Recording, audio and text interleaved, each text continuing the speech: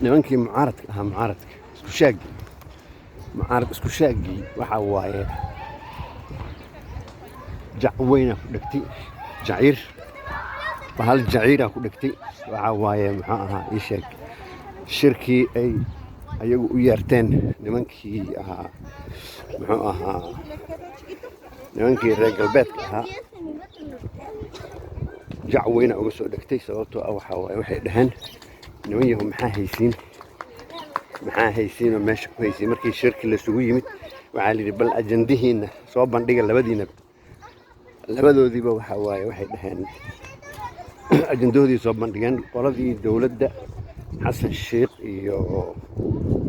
ra'iisul wasaare waxay soo bandhigeen in muxuu ahaa ay hayaan doorasho qof iyo cod waddanka hadda laga wada qabanayo muxuu ahaa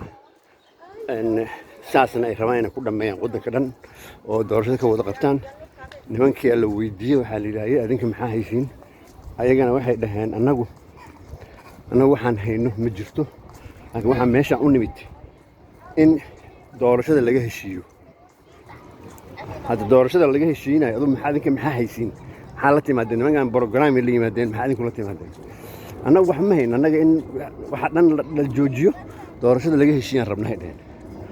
markaas hadda wax socona maahe ya markaa meel aad wada hadalla imaanaysiin wada hadalladaas waxaa loo baahan yahay inaad maaragtay ajenda la timaadiin waxaanan wadanaa dadkaana uga duwannahay inaad tiraahdiin haddee wixii macnaha wixii aad sheegayseen oo daydeen hadaad tirahdeen wax ma wadanno meesha waxba ma kuma haysiinad maray ka tageen mar labaad u soo noqdeen de waxaa la yidhi hadda meesha waxaad ku haysiin innaba ha la ekaatee ma jirto ya marka waxaa waaye meesha isaga tagaa la yidhi macallimiinta xoolaatiin xoolo